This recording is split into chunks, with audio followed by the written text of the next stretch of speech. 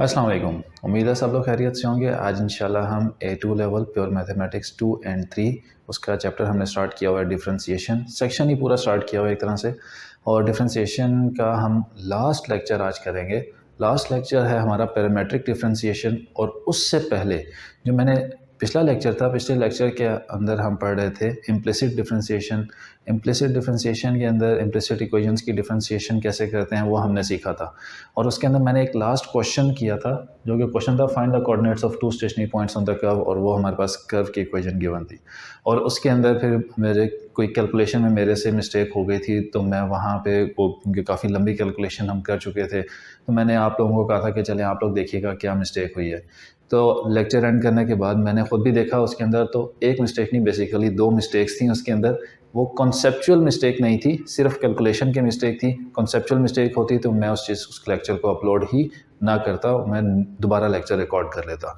ठीक है, तो कैलकुलेशन मिस्टेक थी, लेकिन फिर भी मैंने कहा कि चलें मैं दोबारा वो क्वेश्चन सॉल्व कर दूं, ताकि आप लोगों को ये ना हो कि यार वो ऐसे ही सर ने ना उसको जाने दिया।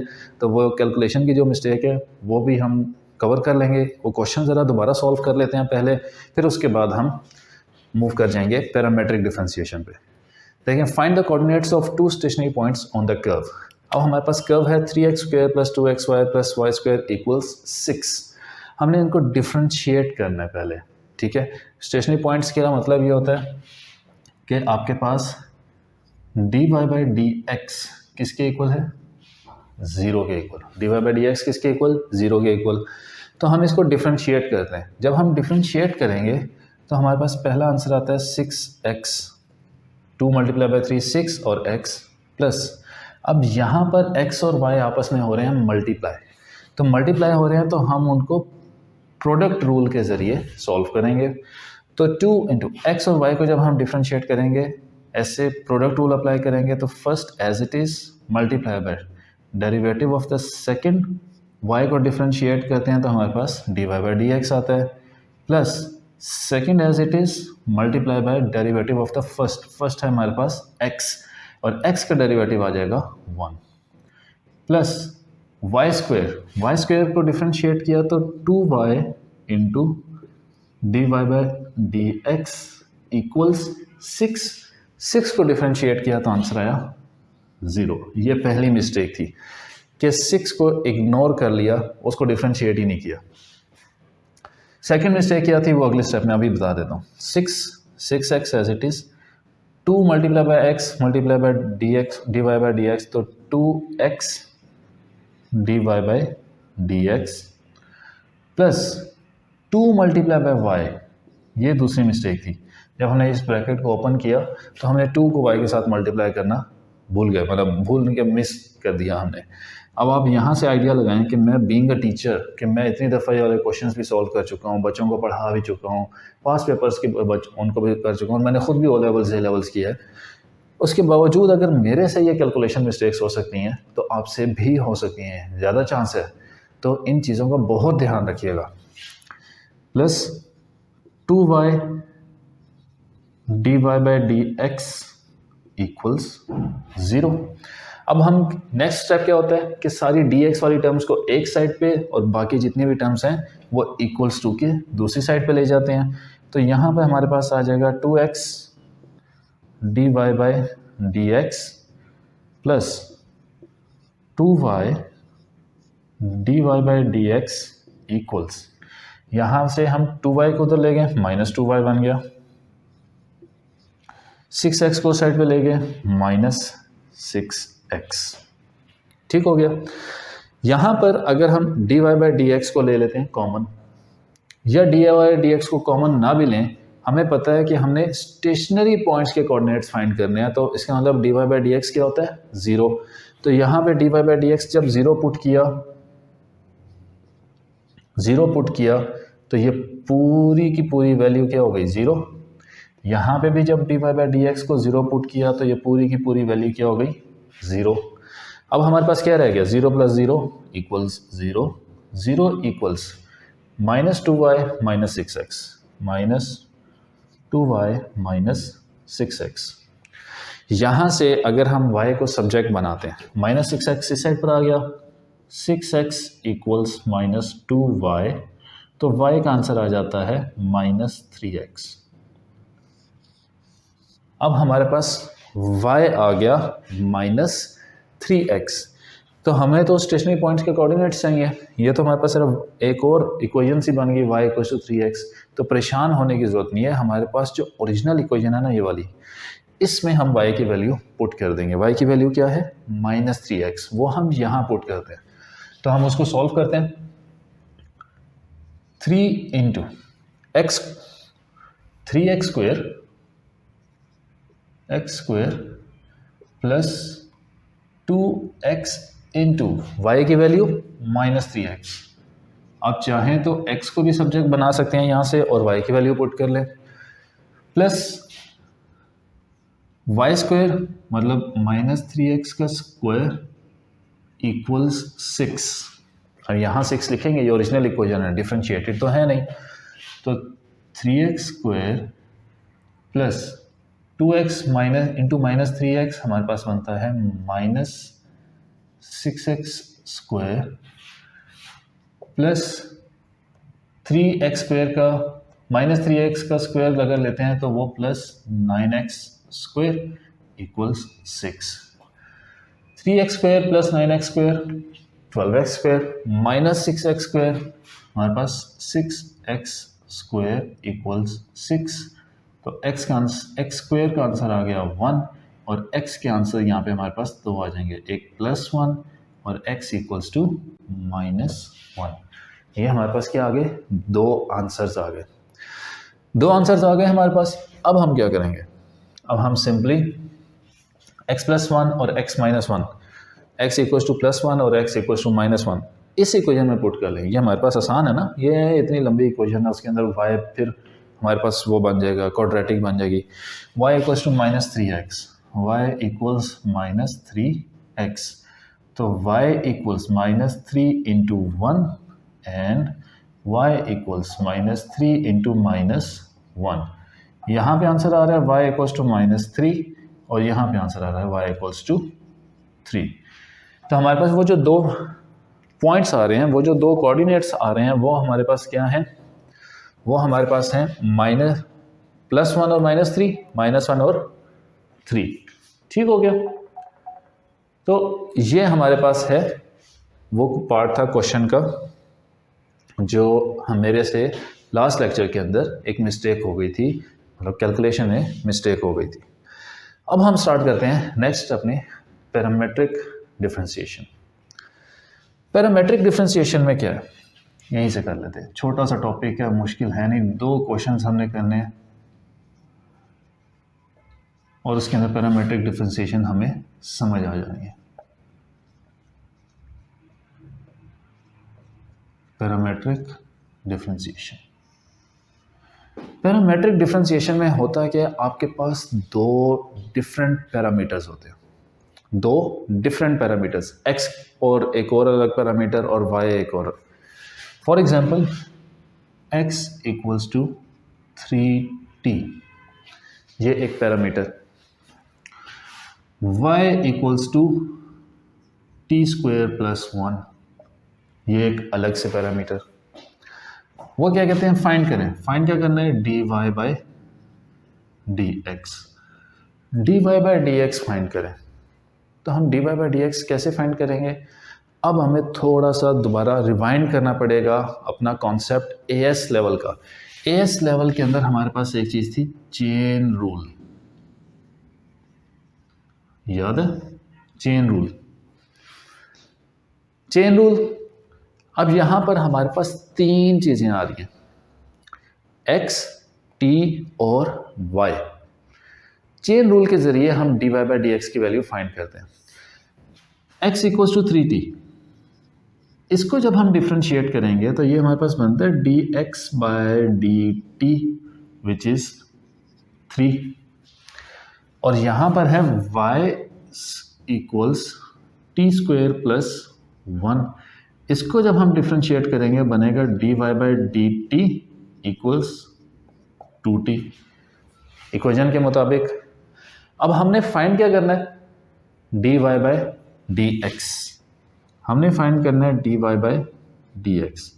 अगर हम इन दोनों को एज इट इज़ आपस में मल्टीप्लाई करते हैं तो हमारे पास dy बाई डी एक्स नहीं आता।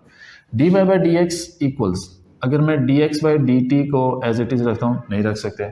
हमें न्यूमिनेटर में क्या चाहिए, dy, डिनोमिनेटर में क्या चाहिए, dx।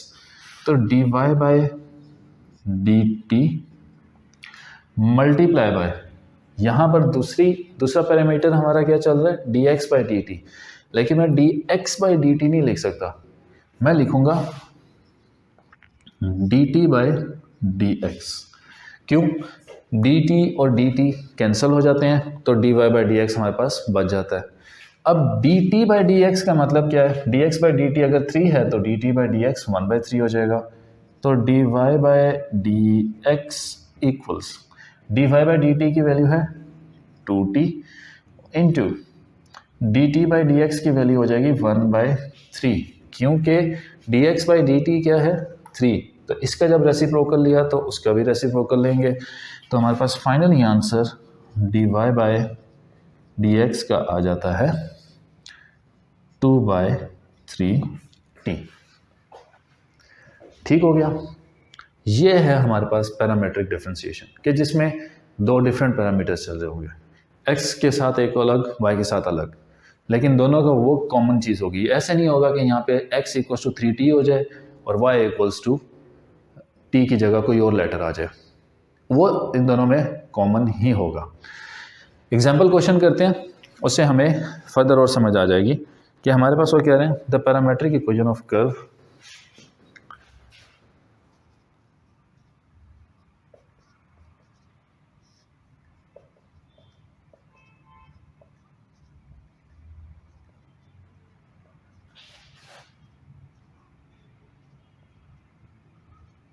equation of curve और एक कर्व की पैरामीट्रिक इक्वेशंस हैं y x equals to T square and y equals to 5 minus 2t, x equals to T square and y equals to 5 minus 2t। ये जो मैं क्वेश्चन आपको करवाता हूँ ये बुक से लेके, बुक से ही एग्जाम्पल क्वेश्चन पिक करके आप लोगों को करवा देता हूँ, क्योंकि पर्पस ये मेरा क्या है कि आपको कॉन्सेप्ट डिलीवर हो। ये वाला ये तो है नहीं कि हम क्या नाम है मैंने शो करना है कि मैं क्वेश्चन वाले सॉल्व कर सकता हूँ, मुश्किल या नहीं, सिंपल जो कॉन्सेप्ट आपको डिलीवर हो गया तो आप खुद ही सॉल्व कर लेंगे सारे। फिर part 1 find dy by D X, find dy by D X. Okay, dy by D X find करना है। हमारे पास x equals to T square, तो मतलब dx बाय dt हमारे पास क्या आ जाता है 2t, राइट। अब दूसरा हमारे पास क्या है, y equals to 5 minus 2t, y equals 5 minus 2t, तो मतलब dy बाय dt हमारे पास आ जाता है -2। तो हमने क्या फाइंड करना है, dy by D X, dy by D X equals dy by D T multiply by dx by D T तो नहीं कर सकते ना, dt बाई डी एक्स करेंगे, reciprocal dt by D X. तो ये हमारे पास dy बाई डी टी की वैल्यू क्या है -2 into dt by D X की वैल्यू क्या है 2, dx बाई डी टी था 2t, तो dt बाई डी एक्स क्या हो जाएगा 1/2t। तो हमारे पास 2 1s 2 2 कैंसिल हो गया, तो हमारे पास आंसर क्या आ गया -1/t। ये क्या आ गया हमारे पास dy बाई डी एक्स आ गया। अब इस क्वेश्चन का अगला पार्ट क्या है, अगला पार्ट ये है find the equation of the tangent when t equals to 2। हमने इक्वेशन फाइंड करनी है टेंजेंट की व्हेन t इक्वल्स 2। अब dy बाई डी एक्स हमारे पास ग्रेडियंट होता है, तो dy बाई डी एक्स हमारे पास है -1/t, तो t की वैल्यू उन्होंने बता दी 2, तो वो हमारे पास आ जाएगा -1/2। अब हमारे पास क्या चीज़ आ चुकी है, हमारे पास ग्रेडियंट आ चुका है। और अब हमें क्या चाहिए, हमें एक पॉइंट चाहिए। वो पॉइंट हम कौन सा यूज़ करेंगे, उसमें t की वैल्यू तो हमारे पास 2 है, हमें y की वैल्यू चाहिए, x नहीं चाहिए, y की वैल्यू चाहिए। हम y वाली इक्वेशन के अंदर t की वैल्यू पुट करेंगे तो हमारे पास वो पॉइंट आ जाएगा, एक पॉइंट। तो y इक्वल्स 5 माइनस 2 इंटू 2, सो y इक्वल्स 1। तो जो पॉइंट हमारे पास बन रहा है दैट इज़ 2 एंड 1। अब ये पॉइंट यूज़ करके हम y equals m x plus c, y हमारे पास क्या है 1, ग्रेडियंट क्या है -1/2, x की वैल्यू क्या है, मतलब अब एम एक्स नहीं लिखेंगे। एम एक्स क्यों नहीं लिखेंगे, क्योंकि एम एक्स के हिसाब से तो वो चल ही नहीं रहा ना, हम t के हिसाब से चल रहे हैं।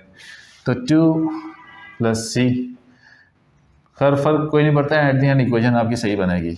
1 इक्वल्स -1 सी की वैल्यू क्या आती है 2।